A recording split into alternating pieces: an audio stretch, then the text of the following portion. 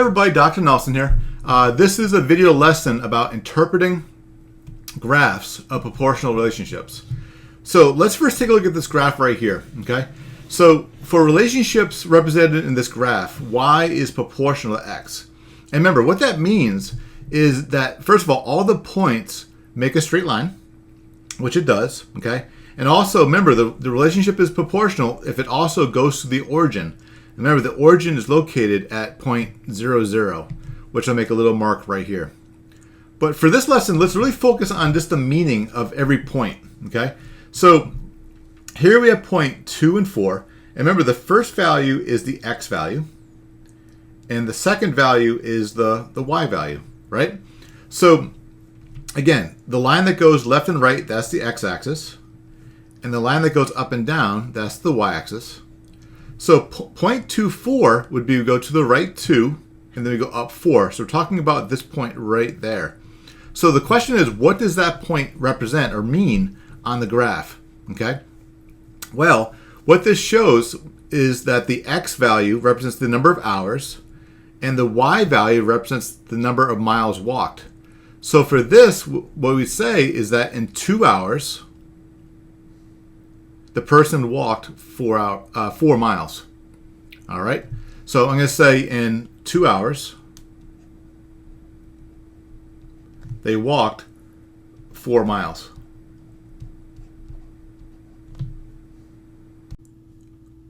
Let me show you another characteristic of this graph. Okay. So remember, this data is proportional, right? So what I'm going to do is I'm going to list all these point values over here in this graph, right? So I know this point right here has an x value of 1 and a y value of 2. And this point right here has an x value of 2 and a y value of 4.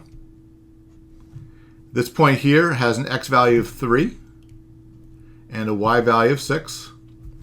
This point here has an x value of 4 and a y value of 8. And then finally, this point right here has a x value of 5 and a y value of 10. Now, based on this, let's figure out what the constant proportionality is. Remember the k value, right? So remember, to do that, what we do is we take a y value and we divide it by x, right? So I'm going to use this data point right here. So if I do 4 divided by 2, that gives us a k value of 2. And notice all these, when I do 6 divided by 3, the quotient is 2. 8 divided by 4, 2. 10 divided by 5, 2. 2 divided by 1 is 2. But here's the key part about this you need to understand today. We can see in the table that 2 over 1 is a constant proportionality because it is the y value when x is 1. So here's the key thing you got to remember from today, okay? If you have a graph and you can figure out what the y value is when x is 1, so right here, right? This right here gives you the k value. So again, to get the constant proportionality, if you can figure out what the y value is when x is 1 right here, so when x is 1, this value right here is the constant proportionality. And take a look. This 2 is here, here, here, here, and here. All right, so let's take a look at this graph now, and let's try to figure out the constant proportionality of the graph without filling in the table. All right, we'll do that later to prove that their answer was correct. So again, we're trying to figure out what the k value is, right? And remember, we know that if we know what the x value is when x is 1, if we know what the y value is, that's going to be what we're looking for. All right. So let's go to x is 1. So notice these go up by 2's. So this is x is 1.